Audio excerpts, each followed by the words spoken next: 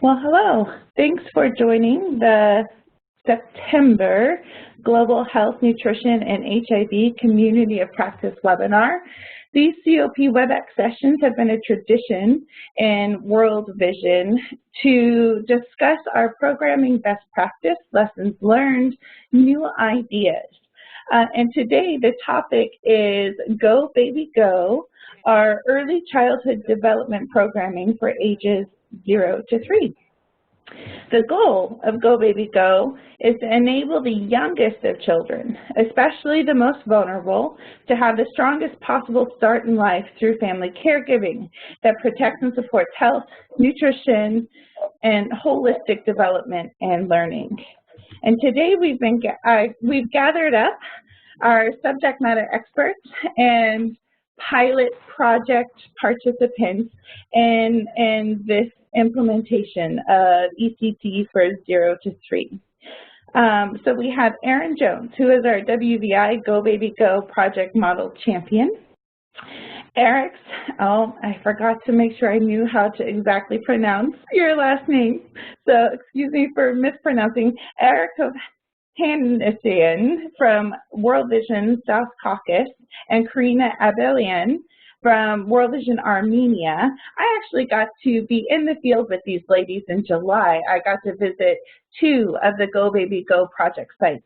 And when I was visiting them and was hearing about their ECD implementation, the Go Baby Go implementation, I was just excited. I was like, this is a topic for our community of practice. We should come together and discuss what you've learned. So this is where the idea was born for this WebEx, and ideally is our World Vision Haiti Health and Nutrition Technical Advisor, and they're getting their Go Baby Go implementation up and running, where they've written their curriculum and they've started their baseline assessments. And so we brought together this panel to discuss what World Vision has been learning in this Go Baby Go space. Before we get started, just a few housekeeping comments. You will notice that as you logged into the WebEx, you are automatically put on mute. This is to keep the background noise to a minimum. While the speakers are presenting, I just ask you to please stay on mute as the presenters are presenting. We have the chat box, which is just below the speaker names, and we hope to have an active chat box this morning. We like questions and comments, and we will pause so that we can do verbal questions and comments, but let's get the conversation started by having your questions and comments starting in the chat box. You'll notice that you can change the send to the word everyone so that your comments or questions can be seen by everyone, so that we can also have everyone answering and chiming in. So please feel free to use that chat box.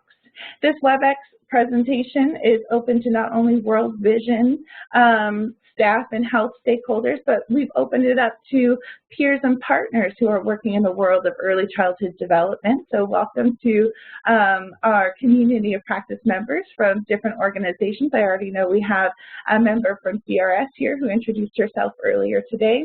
So get your fingers warmed up. Let's introduce ourselves to each other. Why don't you please type your name and where you're calling in from into the chat box, and that will help us get used to that chat box function and get to know each other a little bit.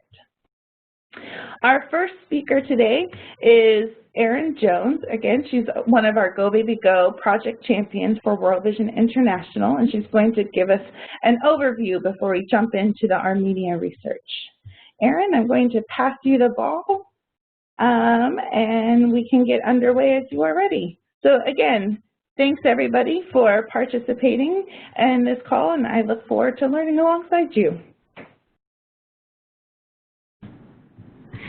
Thank you, Sarah. It is wonderful to be here and see so many folks on the call. So welcome everybody. Thank you for joining. We're very excited to have you and really appreciate your interest in Go Baby Go. So as Sarah said, I am one of our Go Baby Go champions. We've got lots of folks on the call who are also could be good champions for multiple sectors. I would like to especially acknowledge Victoria Sargison and Megan McGrath. I think, Megan, you're on the call, who have been key collaborators in the process all along, and also Anna Tenorio, who is our early childhood development advisor on education and life skills, who could not be here because she is traveling. So I am giving this presentation on behalf of our whole group. It's definitely a collective and integrated effort between multiple teams here. So I'll get started with just a quick synopsis. So incorporates. It is an integrated package for ECD on the youngest group of children, 0 to under 3, 7 days. The overarching goal is really empowerment. It's a skills building approach to support ECD in very practical ways, really with the goal to establish a lifelong foundation for thriving.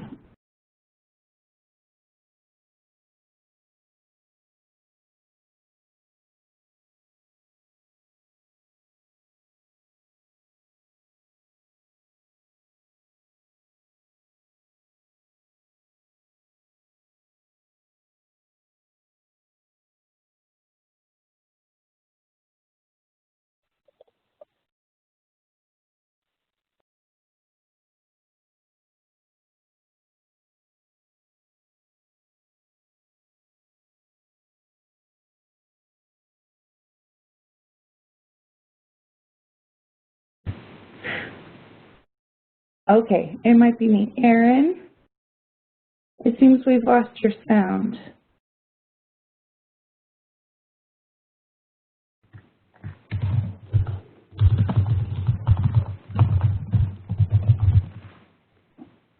Based on the extensive evidence that we know is out there, and we do programming for ECG that goes beyond the under 3s, and these principles apply to all of our ECD programming. So earlier the better. Holistics, when we talk about numbers, and play, learning through play, trying out, copying.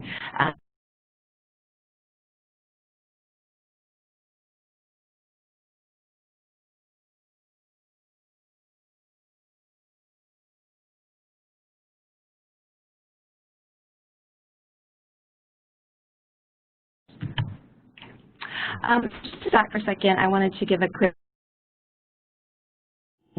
for the benefit of those who may be new to early childhood. When we talk about life from conception to the age of 8, and it's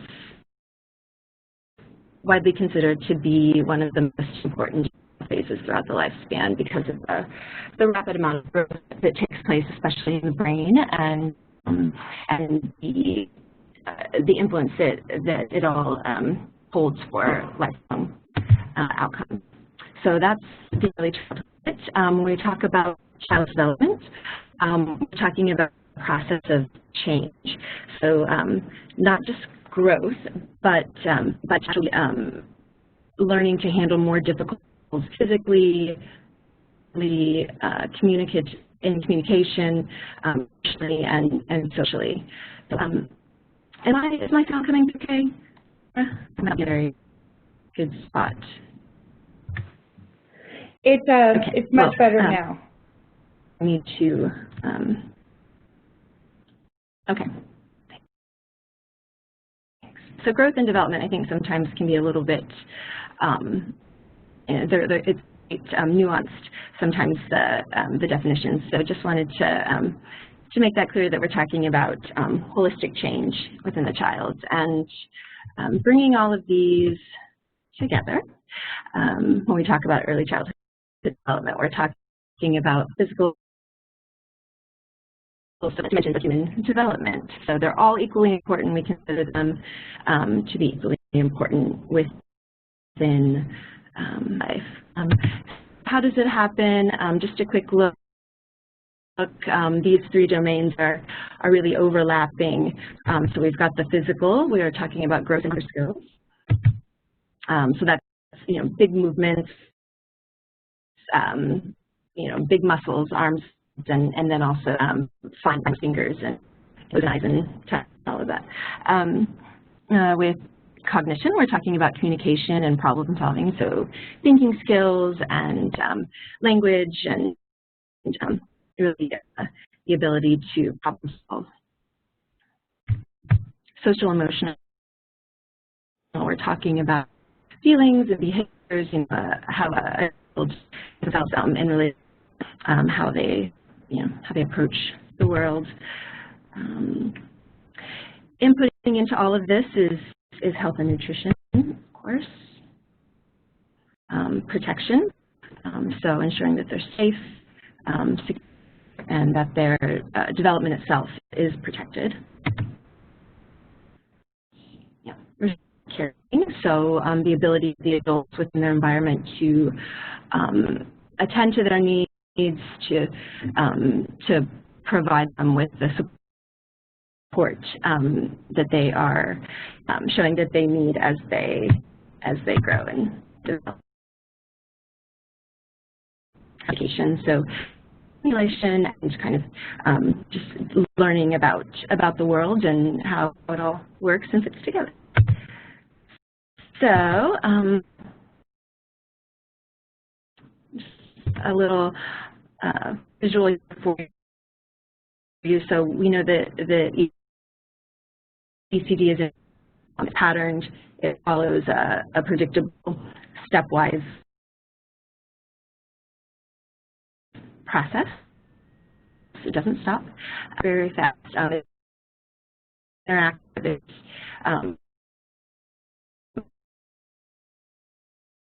and it's so embedded. So development will different developmental priorities will emerge depending on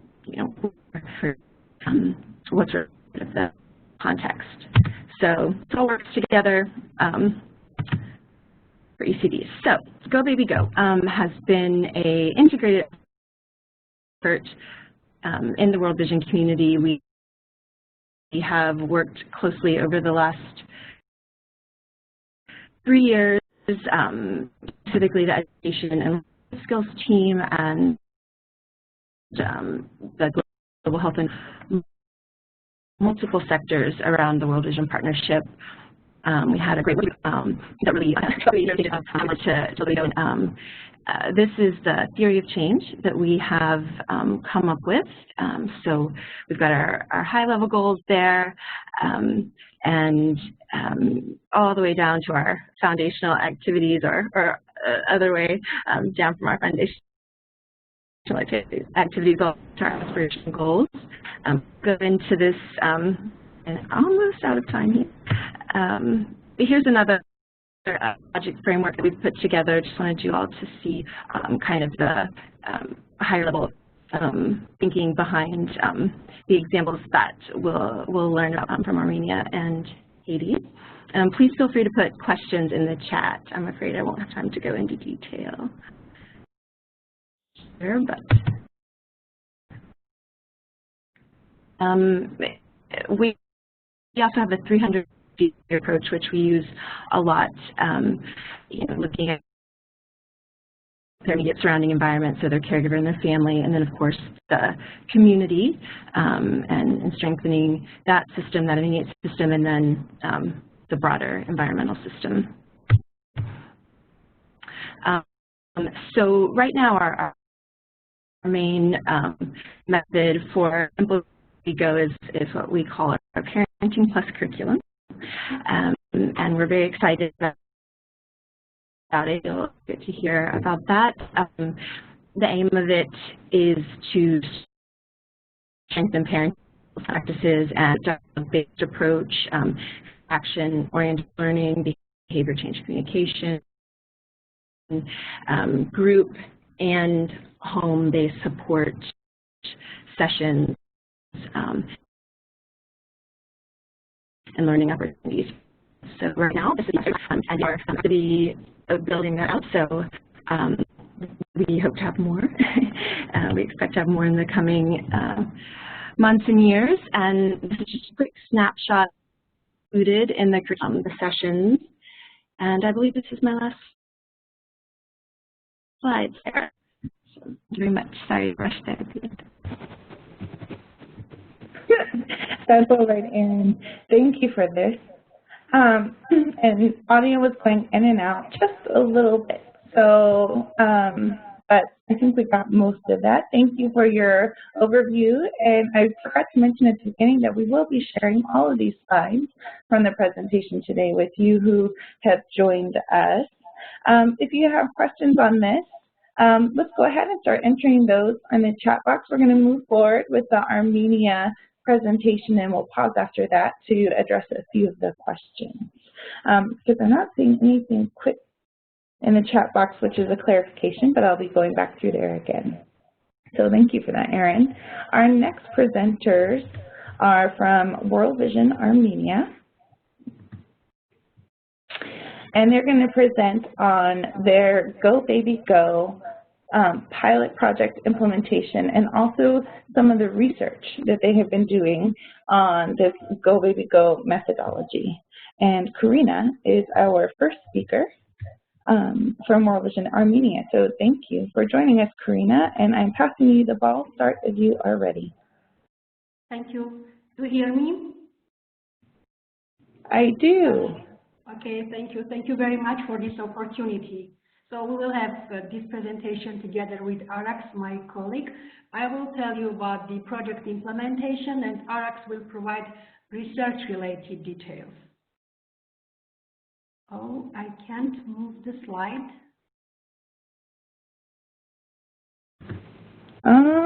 One second. Yeah. I'm taking back the ball real quick just to see what I can do. Yes, please. Sometimes this seems to be a troublesome WebEx day. Let me reload it quickly. That often helps. Okay, not to lose the time, I just want to tell about project details. This project was funded by Grand Challenge Award, Bill and Melinda Gates Foundation, with 18 months of project duration, and it was completed in April 2016, this year. Project was jointly implemented project with World Vision South Caucasus, Mir Health Learning Hub, World Vision US.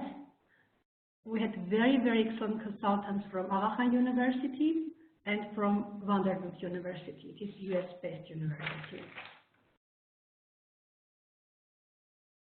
Okay, great. Can you just show another slide? I've given you presenter ball again. It should work now. Okay, good. I think now you have heard a lot about the GBG model. That's why I would not like to just repeat what already Erin said. So this is the project. This model is for children under 3 and their caregivers. Primary objectives: improvement of children's neurocognitive and physical development. And when we are talking about neurocognitive development, we mean development in all domains: fine and gross motor, social, language, cognitive, all. To influence on child's physical development, model works towards improvement of children's nutritional status. Capacitation of caregivers is the secondary objective, and model improves parents' skills in childcare, nutrition, and parenting. They learn how to assure minimum dietary diversity, how to do early brain stimulation and create learning environment for their kids, how to eradicate violent disciplining and protect children from toxic stress. Here is GBG intervention graphic, and you can see that we had two directions at the same time. We prepared GBG trained facilitators for conducting GBG sessions in our communities, and at the same time we worked with healthcare providers to improve their neurocognitive cognitive assessment abilities. As from for GBG, we started from the training of trainers and World Vision National Office staff, local level health and ECD experts were trainees, and trainers were Fe Garcia from Global Center, World Vision Global Center, and Vic Azarkisyan from Health Learning Hub. Then the second stage was training of GBG facilitators that was done by national level, our local trainers. We selected our facilitators from community nurses, social workers, community active, educated women. And then they started to implement GBG sessions. We had phase 1 and phase 2 sessions, and at the same time we had maternal and child health, our regular activities that we conduct despite this project. We have it all the time in all our ADPs. With healthcare providers, we had another training that was conducted by the expert from US. This was Francis Glasgow, the author of PEDS tool. It means Parental Evaluation Development Status Tool. This is for child psychosocial neurocognitive assessment tool. And another is Brigance tool. This measures parent-child interaction. Training was conducted for World Vision staff, for MOH representatives, and ECD experts. Then, local experts conducted trainings for the local healthcare providers. And they started to apply these tools. At the same time, we have another tool, Ayrton tool, which is Armenia government. Hello? Hello? Sorry, Karina, you're fine. It was our ideally logging in. Yes. That's okay. And okay, so after they started, healthcare providers started to implement these assessment tools, both new tools and governmentally approved and our regular tools, we started to conduct supportive supervision visits to understand, is everything in place? Do our providers use new tools? Can they apply? Because these were very new for them and sometimes very difficult.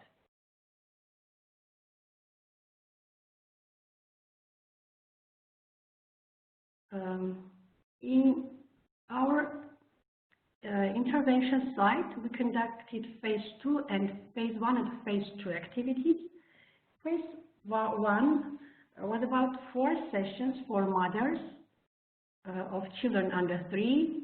Each group has from 10 to 15 participants. Each session had from 1.5 to 2 hours duration. Later I will tell about the content of these sessions. And we had phase 2 activities. These were sessions for the same mothers, but another ECD topics were covered. We had special sessions for fathers and grandmothers. These were separate sessions for fathers, separate for grandmothers. We had only one session for each of these groups. Again, duration was the same, 1.5 to 2 hours. These were shortened courses, but we tried to have all main messages during this one session. Phase 2 includes also public events, competitions, and we have developed a lot of public education materials that was used and then distributed to mothers and to facilitators. Besides, we had our, as I said, regular MCAGN package. This includes 3 components: well child visits, maternal parental schools, and public education materials. Well Child Visits that's our regular governmentally approved calendar of health child visits, when healthcare providers do anthropometric measurements, vaccination, provide counseling on different health, nutrition issues, and we just provide supportive supervision visits to medical facilities to ensure that they do everything in high quality and they follow all regulations that Ministry of Health has for them. Maternal and parental schools are located in medical facilities, but these schools exist only in big communities. And they provide group counseling or group sessions for parents. But these sessions are only about health and nutrition. Child discipline is not among these, the topics are not among these sessions. Public education materials. We have developed a lot of public education materials on nutrition, child health. These are video materials, these are printed materials, and we distribute it to all maternal and parental schools, and now they are very widely using these educational materials. This is the content of GBG phase sessions. As you can see, we try to teach our parents that they have a lot of roles. They must be good caregivers, they have to be first teachers for their children. We teach them that it is important to have all family around the child and supporting his development. We teach them that it's important to mobilize whole village to support child development. These are 5, we call it HTSPR.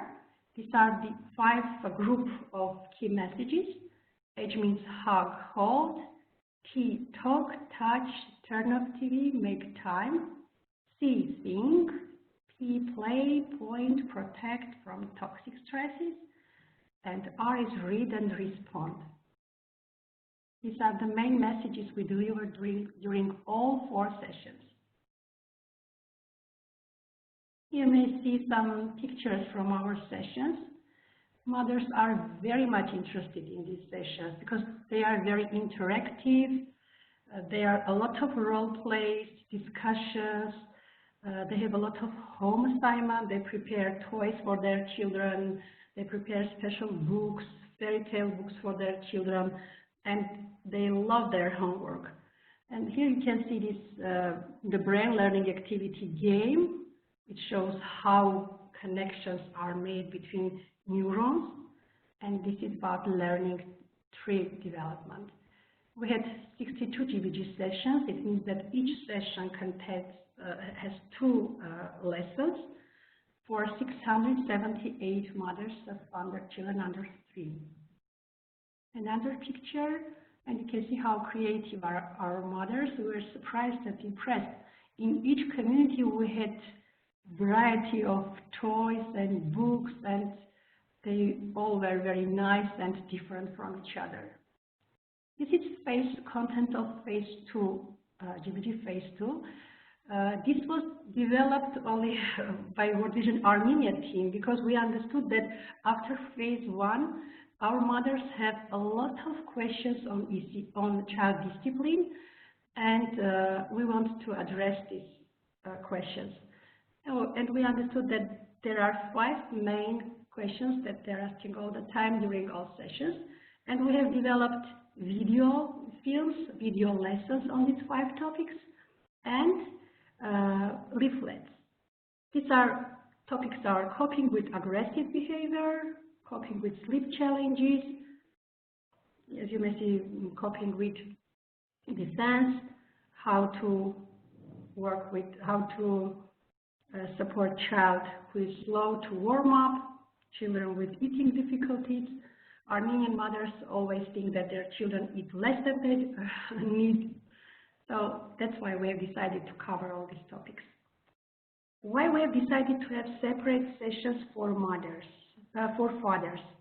Because, first of all, our sessions were in summertime, and in those regions where project was implemented, fathers were not just physically not in these communities because they have seasonal work and they come back only winter time, 3-4 months during winter time, and we organize special sessions for them in winter time. And from another hand, having male in the session may restrict participation of all mothers. Some mother-in-laws will not allow their daughter-in-laws to participate in these sessions. That's why we decided to have separate sessions. Yeah, we had not very much participants. If you compare with number of mothers, we had 678 mothers and we had only 78 fathers, but that's the first step, so we think that's not bad as a first stage. We had special sessions for grandmothers. This also was only one session, but some grandmothers, they participated in the GBG1 session together with their daughters-in-law, so much more grandmothers participated in sessions. In Armenia, it's very important to involve them in these sessions because they are very much involved in child care, and new knowledge would help to create this environment in families. These are some pictures from our sessions, from grandmother's session. You can see the same activity that was in previous picture with mothers. Here you can see with grandmothers. These are pictures from competitions between community mothers. This is another chance to recall what they have learned, and from another hand, we could invite mothers from most vulnerable families to be in these competitions as auditorium, just to listen, to learn, because sometimes they avoid to participate sessions, and we had to be more creative. We had some challenges during project implementation. My colleague Alex will tell more about challenges. I would like just to stress some of them. As I thought, permission from mother-in-law can be a challenge, especially in those communities which are rural communities, more traditional communities. It would not be a case in Yerevan, in capital, but in rural communities, that's a very serious obstacle. At community level, the main challenge was poor application of governmental and new ECD tools, because healthcare providers are not very good paid, and sometimes they are not interested in application of new tools or even in using the existing ones. At national level, we understood that the assessment tool that exists, IRTON tool, it has very low sensitivity. And that's why now Ministry of Health approached us asking to support them to identify another tool which can be applied by Ministry of Health for population screening.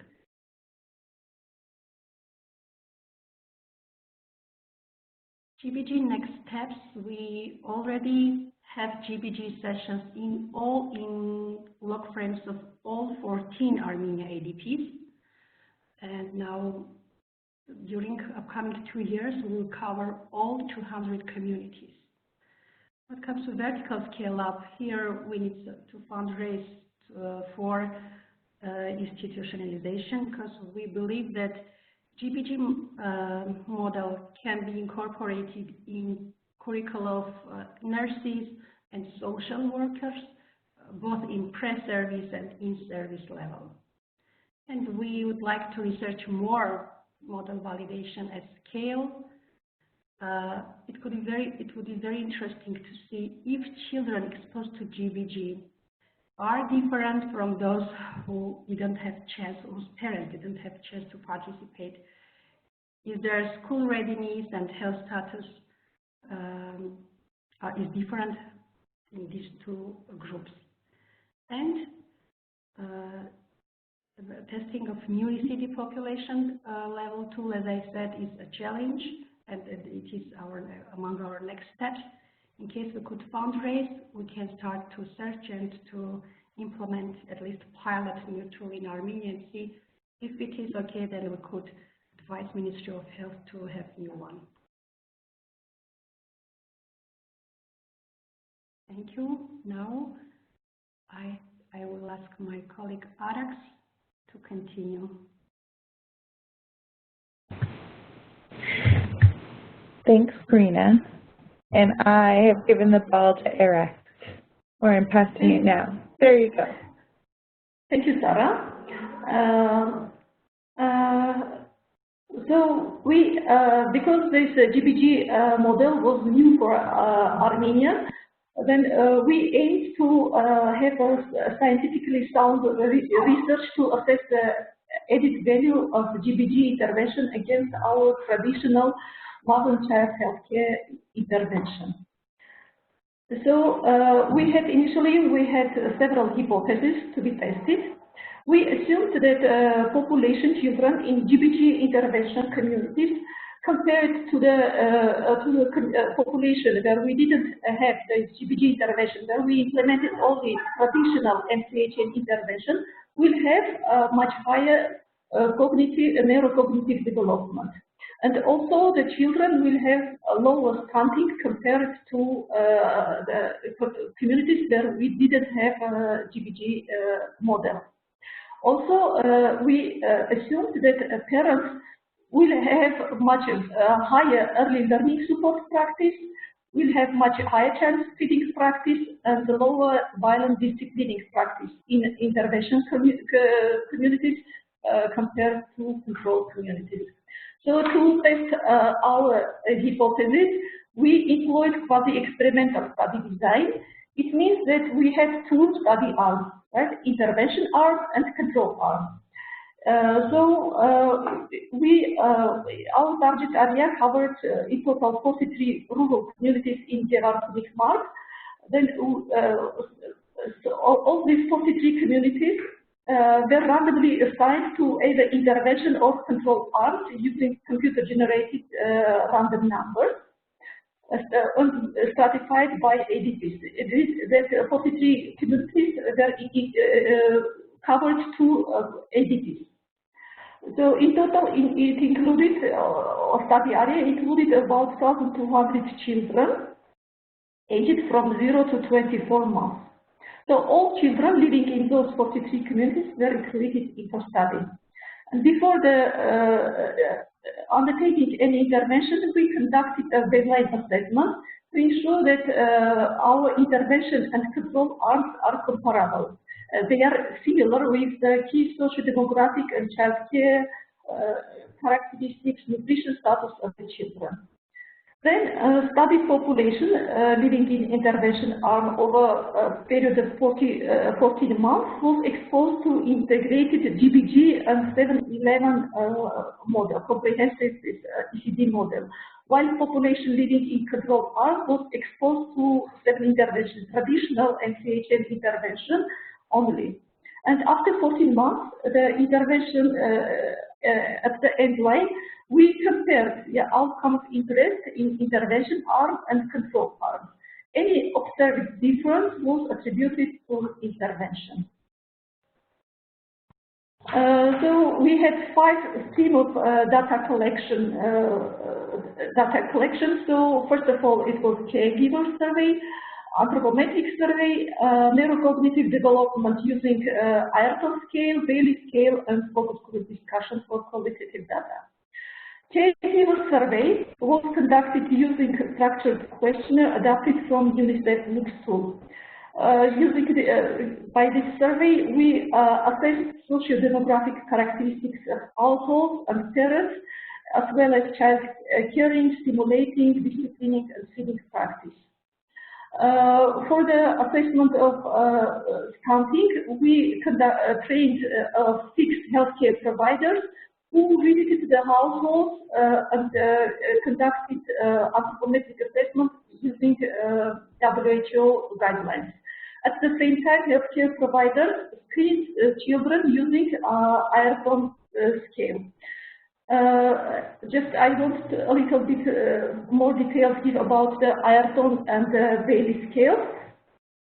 Ayrton is a screening tool adopted by Armenia government, and its assessment is totally based on parent reports.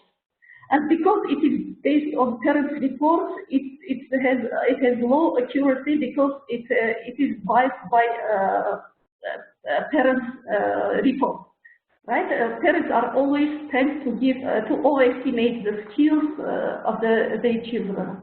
While baby BSID-3, it is a direct measurement tool, so the child is exposed to different stimuli. The child is requested to complete the various tasks like find hidden item, or name objects, climb stairs, or stack blocks. So based on this, the child's skill is directly assessed by a healthcare provider. Bailey scales, if we compare the Bailey scale with Ayrton, it is very costly, time-consuming, requires special training. However, it is considered as a gold standard for the measurement of child's neurocognitive development. And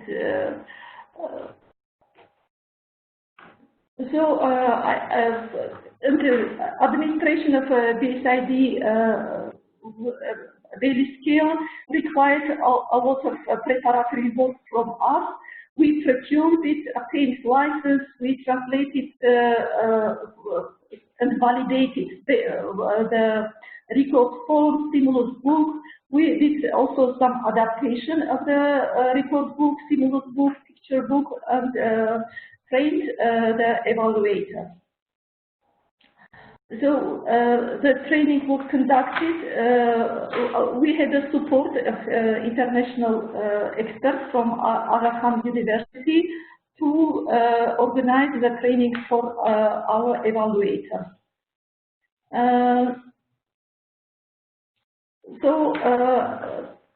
The study protocol also was approved by international by IRB of Yerevan State Medical University, and all study participants provided their informed consent prior to their enrollment.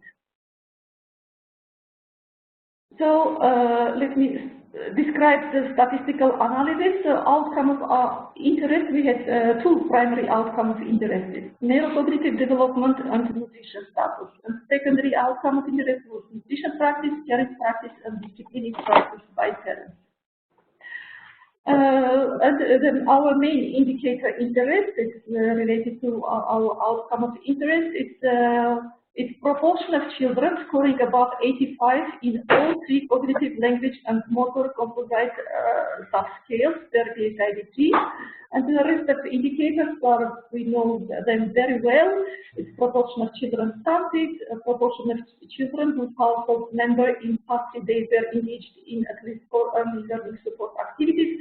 We know this very well. Maybe most of you use. With this, this is standard UNICEF mixed indicator. A proportion of children receiving minimum dietary diversity in last day, and proportion of parents with violating disciplining practice. And we also follow it internationally.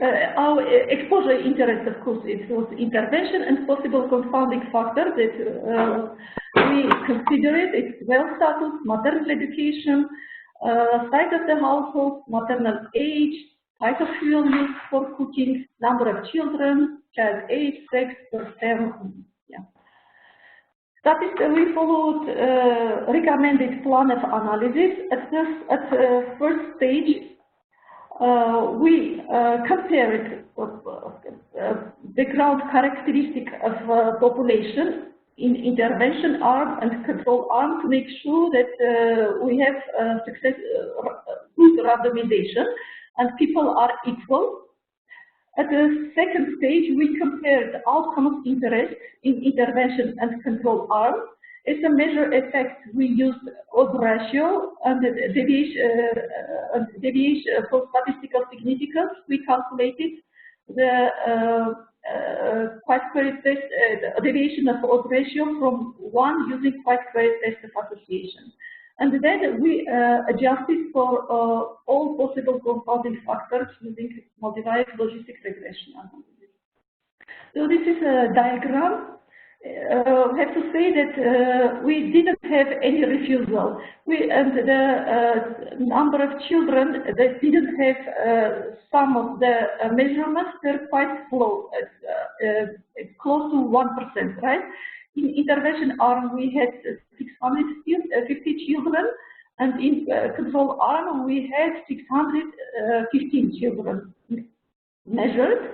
And few children missed like the caregiver survey questionnaire, few of them missed Ayrton nutrition status assessment, and yeah, I didn't speak about BSID. Because the measurement of neurocognitive measurement using BSID-3 is very time-consuming and costly, we could afford only do this measurement on sub-sample, sample of the children. Yeah. Initially, we planned to do it on 140 children, but 10 children were missed in control, so we end up with 140 children in the intervention arm and 130 children in control arm. So those are results. Yeah, not results, but I just want to try to highlight how we generated our variable for neurocognitive development. So the results are continuous variable for each of the subscales. Children were split into 2 groups based on results of each subscale of BSID-3. So, and those who had at least 50 of 85 score in all 3 quotients were classified in one group as normally developed within normal range, and those, the rest of children were classified as development delays. So those are our results. As you see that we didn't have a statistically significant difference in neurocognitive development in intervention and control arms if we take separate development domain. However, if for the combined indicator, we have some evidence of difference in intervention and control arm. So 71% of children in intervention arm achieved at least 85 in all three domains, compared to children control, where only 59% of children had achieved 85 in all domains. So if we, for the overall effective intervention, we see that we didn't have any significant effective intervention for stunting. Early learning support practice of parents was much higher in intervention compared to control, and the difference was statistically significant. The same for minimum dietary diversity. However, violating this, we didn't have any effect on violating disciplining practice. Those are, you can see the details later. I have to say that the effect was more prominent in Vartanis region. As I mentioned, we had 2 ADPs, Vartanis and Gavar, and we had quite a big difference between those regions. In Vartanis region, population in Vartanis region is in a more disadvantaged position because socioeconomic status is much lower. Education of population is much lower compared to the Gavar region. But you see the effect of intervention was much higher in Vartanis region than in overall we had. So we calculated also the, it's time is over. Yeah, this was overall. I just want to speak about the advantages and limitations of our study. Advantage was we used quite precise tool for the assessment of child development status. We had quite successful randomization, but the limitation was the short duration, small sample size for BSIDC. Yeah, and the validity of mix also was concerning in our context. Thank you. That's it. Thank you, Eric. I'm so sorry to have rushed you. There's so much learning here. Thank you very much for these slides. We have had a very active chat box with a lot of different questions for both you and Karina. And as I move the slides over to our Haiti presentation, I'll just take one or two of these questions as we transition. Karina, one of the questions here about the Go Baby Go is one about who's in this session. We talked about grandmothers and male partner and partners having their own sessions. Were children involved in the session?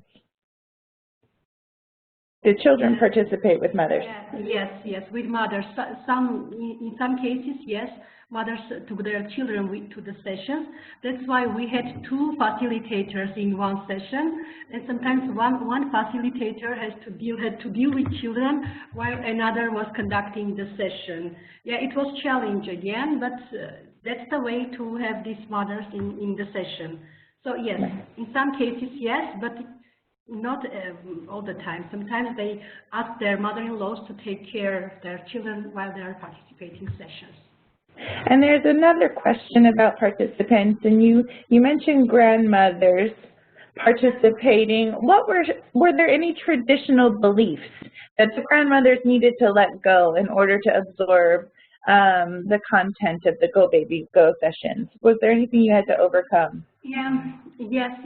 They think that the children under 1 year, they don't need very much communication. So it's better to clean, to wash, to feed, instead of talking to their children, spending time just to playing and reading books. Sometimes they think that you just lose your time if you are talking to child, 1 month-old child or 2 month-old child. So these are beliefs that we have to overcome, that you should start to talk with your child from the first day of birth. Thank you. There are many more questions in the chat box, and I promise we will get to them after the Haiti presentation, but thank you for keeping that chat box active, everybody. Please continue to write your questions. As you can see, we have a lot of conversation back and forth. Right now, I would like to introduce Idirle, who is our World Vision Haiti Health and Nutrition advisor, and she's calling in from the field. So Idirle, why don't we test out that audio, see how it's working. I've given you the presenter ball, and you can start when ready. Okay, thank you very much, Sarah. Good morning, everyone, because it's early morning in Haiti. My presentation will go on the Go Baby Go integrated ECD in the first 1,000 days and days of life.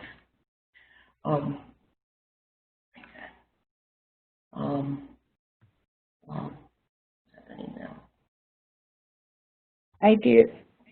To move this slide at the top, is it moving? Please. I can move it on. I cannot. I don't know what happened. You can. I handed you.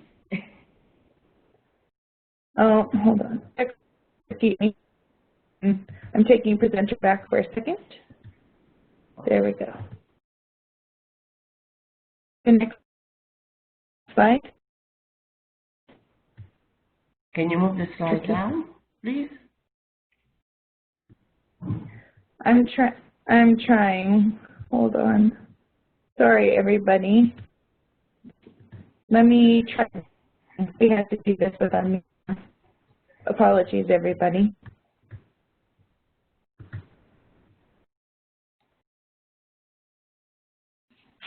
It's loading.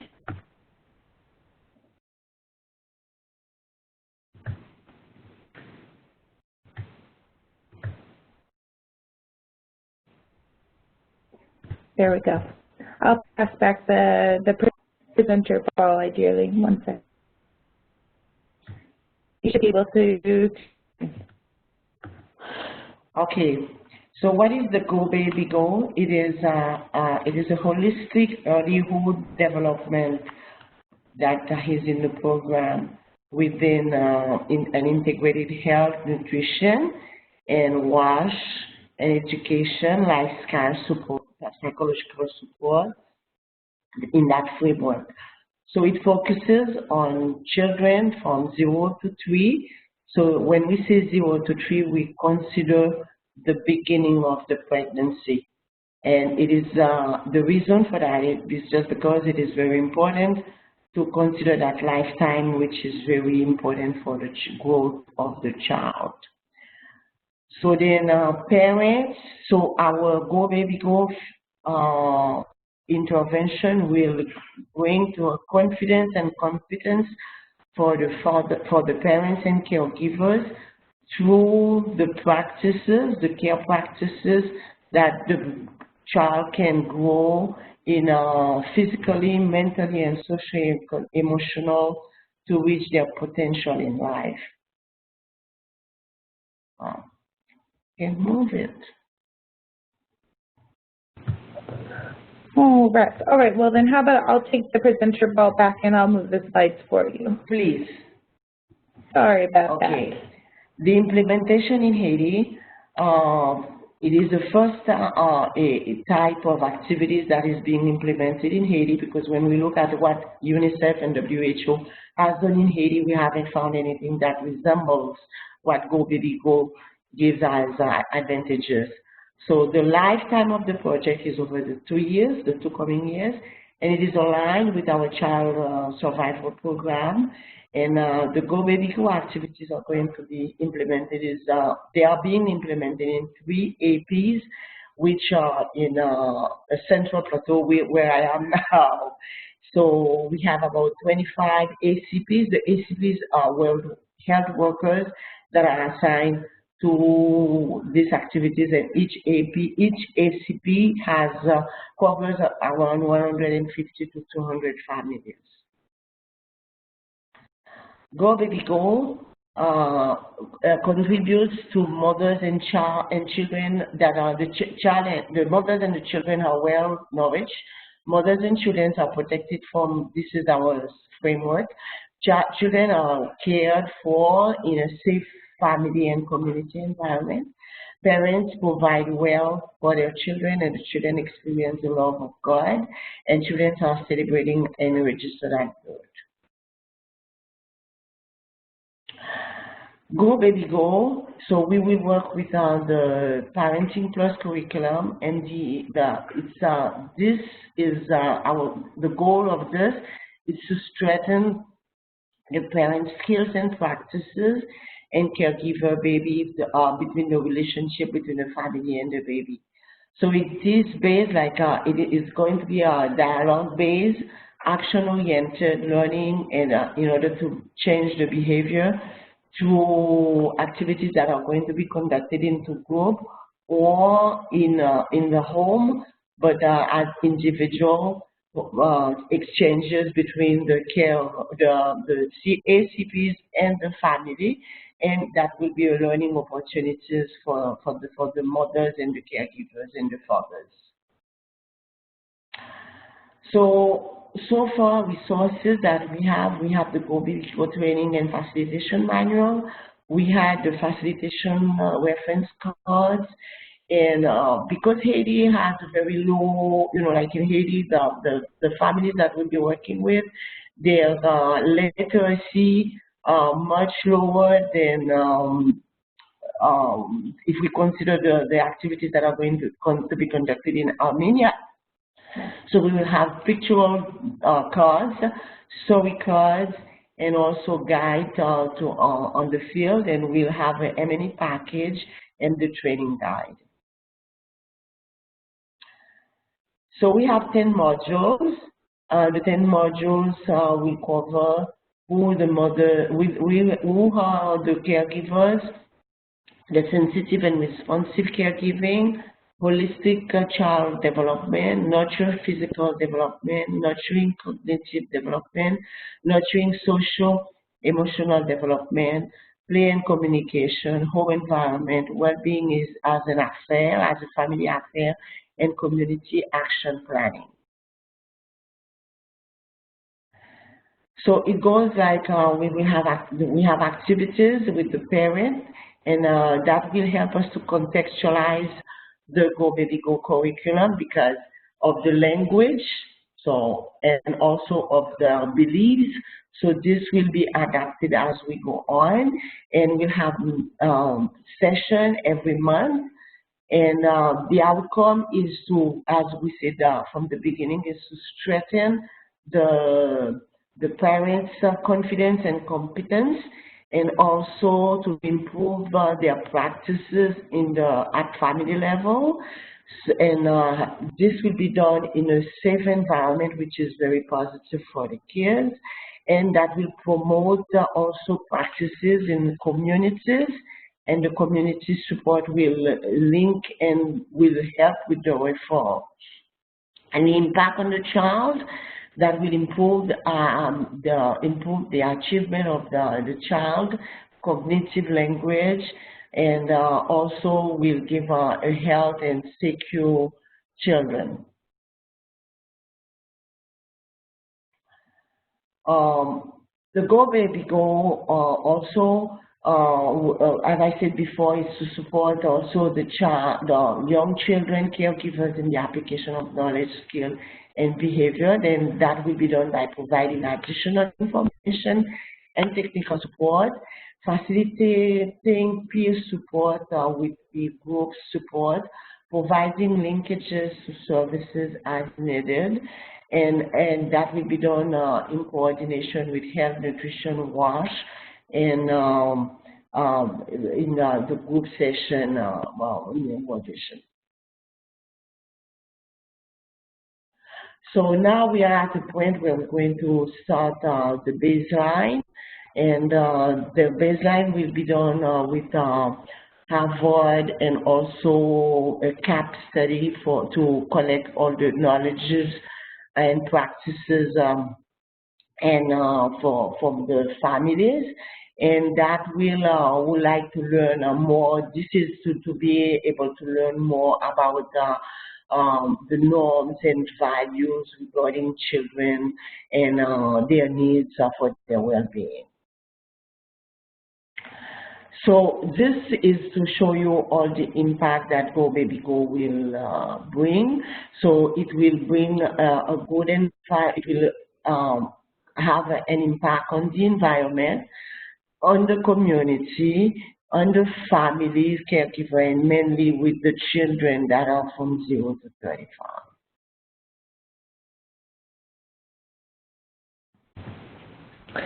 This looks to be the last slide. No? Yes, it is. Oh, okay, perfect. Sorry, I was like, oh no, it looks like there's more. Well, thank you very much for this overview of Haiti. And I'm so happy we got your audio connected from the field, ideally. Yeah, thank you so much. Thank you. I had to work hard to have it work. I appreciate the effort. I know our field implementers, you are hard at work, and thank you for taking this time to share your learning. Okay. So we have one more presentation. Just what are the next steps of Go Baby Go? And then and Erin's going to tackle that for us once again. And then we're going to dig deep into a lot of these questions about assessments and literacy and many, many more. So Erin, I'm going to hand it back over to you for next steps.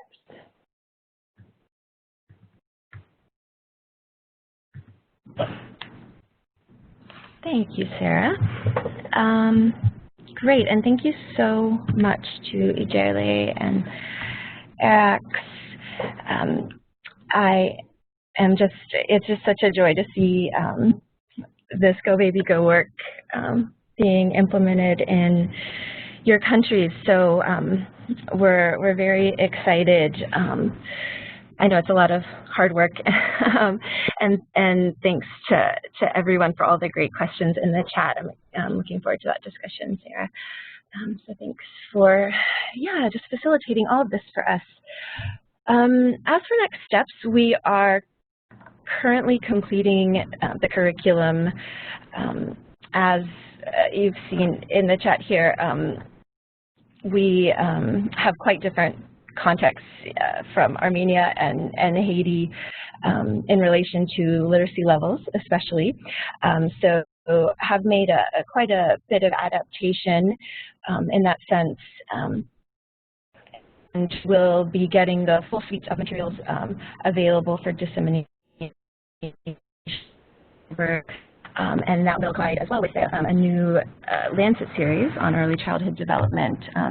A launch of that will take place in early October, so we're trying to time that up simultaneously, and we'll definitely be sharing that through the COP and core group and any other venues that we can. And I think Megan also mentioned the Sudan pilot that's happening right now. It's a year-long research study on integration with nutrition, emergency nutrition programming. So we're also adapting the curriculum to fit within that context. There has been work in Jerusalem, West Bank, Gaza.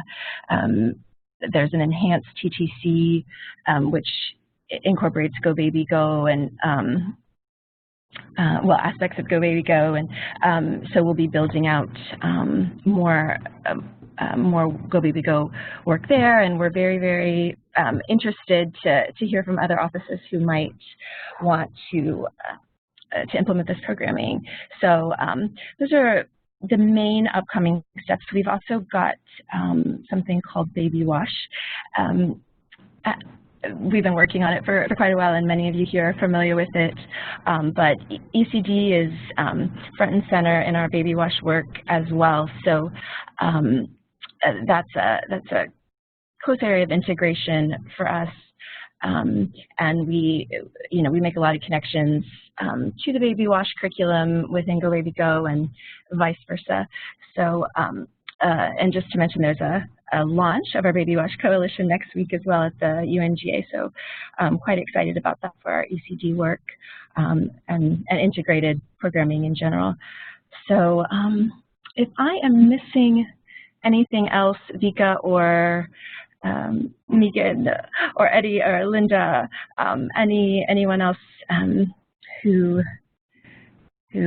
might know, then please chime in.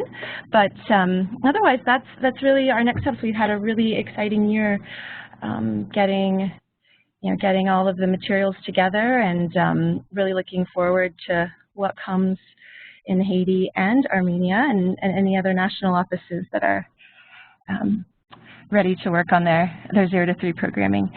So thanks, Vika. Thanks, Erin.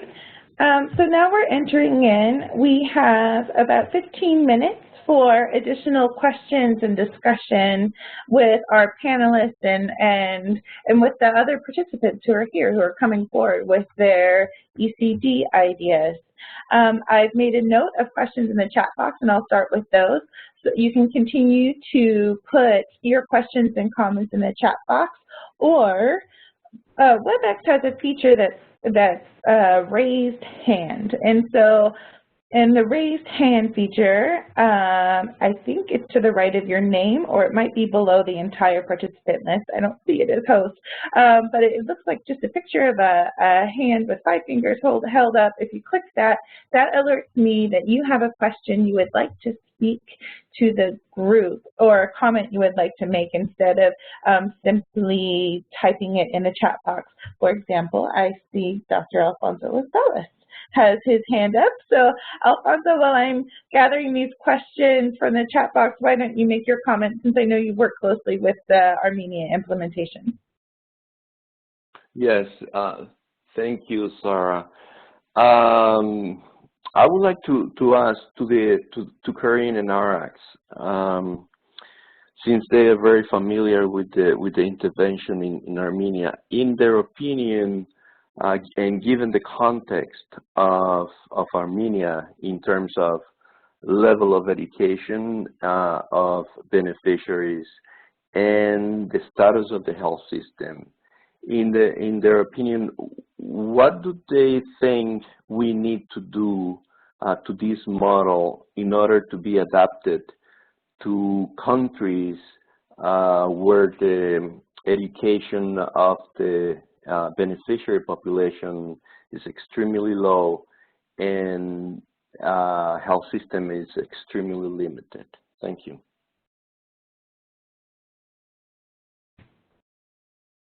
Alfonso, that's a very, very tough question, because in Armenia we have about 100% literacy, so we don't have mothers who cannot read or write, and we have health facilities in all communities. Even in very rural communities we have nurses.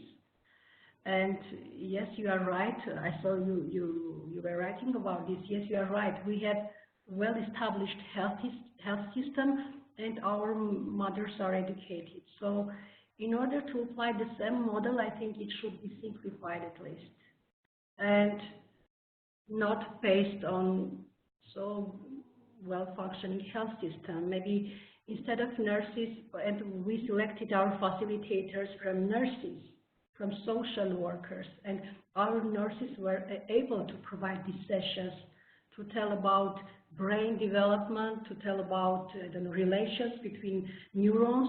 So I think first of all, it should be simplified and should be adapted to the local people. Thanks, Karina. Eric, do you have any additional comments? For other countries, yeah, I covered everything, but for Armenia, I think only ECD, only parental education, I strongly believe was not enough to have much higher effect, because there is a very strong evidence from the other countries that combined micronutrient supplementation with ECD has much higher effect, additive effect. Like, while in Armenia we have very high prevalence of anemia. Yeah, our studies indicated that in rural Armenia, among children aged from 6 to 12 months, the prevalence of anemia is up to 70%. So I strongly believe that we could achieve much better results if we had also supplementation, micronutrient supplementation along with ECD. That's the topic for another research. Indeed, indeed. There's a question here from Jonathan Blair Miller, and I'll ask this first, ideally, in the Haiti context. The question is, does Go Baby Go have any component that links the parent, caregivers, and community to the education system?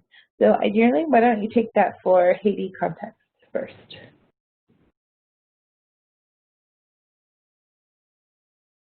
Can you repeat your question, please? Does Go Baby Go have a component that links parents and caregivers to the education system? Not as per now. All right. Because the Go Baby Go activities are being implemented in places where World Vision is working. So we work with families in the communities, and this starts with women that are from their pregnancy. So it is not integrated to the educational system as per now, if I understand the question. So it's only, we work only with parents and caregivers in the communities. Arak and Karina, what about in the Armenia context?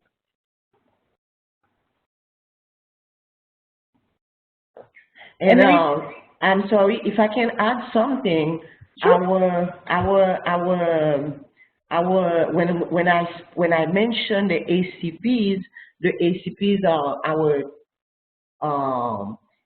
CHW, So what we request from them is that they complete their secondary school. So we are the one to teach, to give them all the information, to build with them the information that they must understand to transfer to the parents. So the project, I mean, the activities are not in, from what I understood from what they said about Armenia, they have nurses to work in this project. Our CHWs, they are not nurses. They are people from the community that we give to whom we give all the knowledges about the development,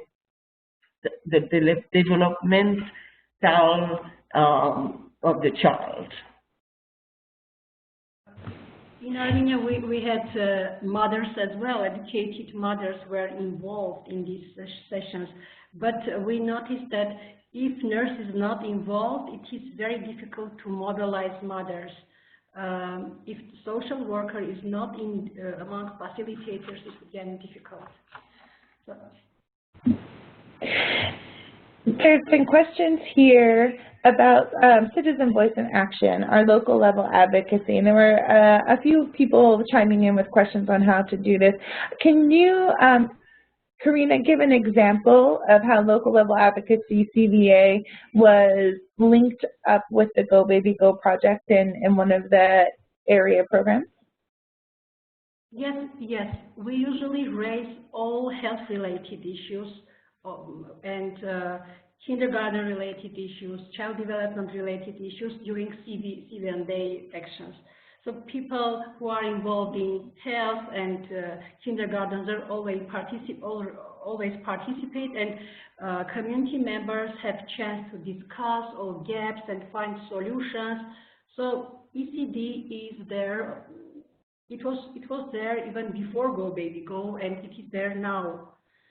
They are very, very interrelated, because sometimes some solutions can be found only when all community is there, and only World Vision or only health providers cannot solve this. So CVA and all other projects in communities are very, very closely interrelated. There's a question here from Romilla for the parenting session on play and communication.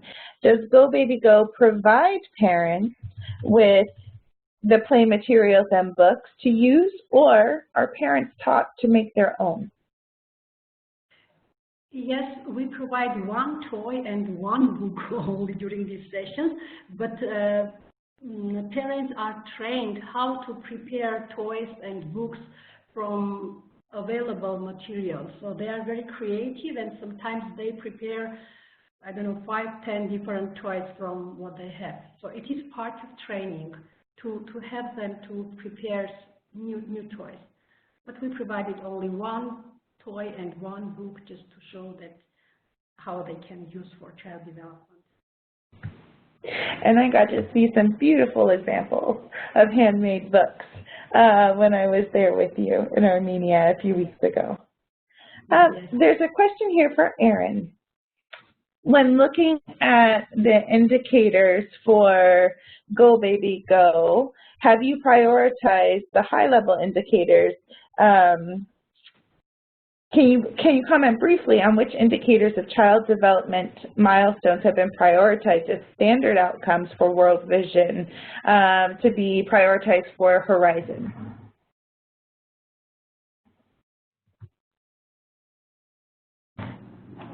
Thanks, Sarah. Sorry, couldn't find my mute button. Yeah, I did briefly answer that in the chat. We do not have standardized indicators for developmental outcomes as of yet. That's because there's not yet a widespread agreement around those developmental milestones in developing country contexts, low and middle income contexts. So we have not actually even gone toward that yet for this particular age group. But I am curious to know if they exist for the 3 to 6 age group. That might be something that we do have. I'm just not familiar with them if they're included. So I don't know if Kieran, I think I saw Kieran on the call, our Education and Life Skills ECD lead is not on the call. I wish she were. Let me see if Ted is here. Is Ted here? No, there might be some for the older group, but not for 0 to 3. Yes, age-appropriate developmental track is within our Go Baby Go log frame. But no, Alfonso, there are not global developmental milestone indicators. The tool that Ijere mentioned, the Caregiver Reported Early Developmental Index, is really the first of its kind to look at cross-culturally validated developmental milestone indicators within these different domains, all 3 domains. So we're quite excited to be able to pilot that through the World Vision Haiti Go Baby Go project. So yeah, that's hopefully coming. Lots of folks working on it, but we're not quite there yet. There's a comment that just came in from Anne, who's talking about Clean, Fed, and Nurtured, a community of practice that brings together practitioners and researchers and WASH and ECD. I know the Clean, Fed, and Nurtured and our Baby WASH group are very much linked up. So there's a plug there. Is there any formal relationship between World Vision and Clean, Fed, and Nurtured with our ECD Go Baby Go program?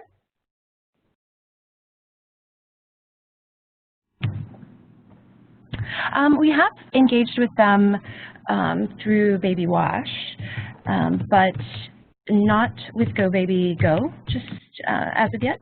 But we have, I think we've had representation in, Miriam, I don't know if you're still on the call, but I know we participated in a lot of their meetings. Leave. I have another question here for Haiti. So ideally, in the field, and this is from Joab, in the field, one of the challenges is the kind of motivation to give health workers or facilitators to keep implementation on track. How will this be done in Haiti? So we started with a training. We did start with a training, and the curriculum has been translated to Creole, which is our mother's tongue language, so that everyone could understand it. And that's the way it started. And then we give a training to the facilitators before we start the activities, because they did not know at the beginning. They did not understand what we were meaning. What was the meaning of Go Baby Go? No one really could put pictures or words on. When we say that we have a component called Go Baby Go, no one could understand what means Go Baby Go. And after we did that training, they were able to really explain and understand why and the reason and the good reason why we are adding the Go Baby Go to our child survival component. I think we have time for one final question that I don't think has been answered yet. And this one is from John Collette. Are any formative research methods used to provide an evidence base for informing the behavior change communication strategies? Has that been looked at within Go Baby Go? Maybe Vika, you can answer on behalf of Mir or any of the panelists. Yeah, hello everyone. Yes, of course we did. We started our research with the formative research, and we ensured that the selected communities where we organize this formative research are not from our intervention and our control sites. And this helped us to draft and come up with the key messages relevant to the context. Thank you. Thank you very much. I'm just checking one last time to see if there are any burning questions that have still been left unanswered. Please use that raise hand feature.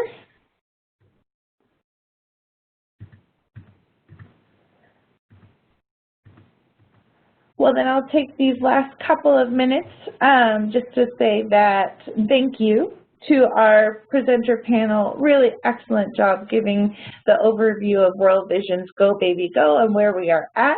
We look forward to hearing more from you as the Haiti implementation moves forward and the scale happens in NEAR, as well as exploring Go Baby Go in fragile and conflict-affected settings. It's just this exciting work moving forward with this. As always, this meeting has been recorded, and these presentations will be shared on our WVI.org external site, as well as World Vision's WV Central Health Community of Practice landing page. And just a few announcements coming up. If you liked this webinar and you want to continue to engage with the Global Health Community of Practice, here is a list of our upcoming WebEx events. The next event is the 27th of September, where we're going to be digging into the anatomy of an inline data collection, looking at the Child Health and Nutrition Impact Study. Our speaker is the primary investigator partnering with us from Johns Hopkins University School of Public Health, Dr. Ambrosy Edwards. It's a chance to pick apart how do you put together an inline evaluation, what do those elements look like, what were those factors considered, and to understand how that's going in Child Health and Nutrition Impact Study. On the 29th, we're going to have a fishbowl discussion, something new for the COP. When does contextualization go too far? Looking at what is good contextualization and what are the markers we use to let us know when we've achieved and we haven't taken contextualization too far. And then in early October, the Child Health Now campaign will be sharing its evaluation results.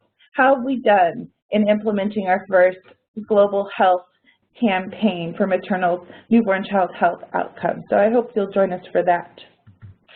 And today, in Montreal, World Vision is hosting a side event at the Global Fund Replenishment Conference. And there are some new resources and tools, a new call to action from World Vision on our website, wvi.org/health. So I hope you'll take a look at that. Once again, thank you everybody for participating, and I look forward to seeing you on the next WebEx. Talk to you soon, everybody. Thanks. Goodbye.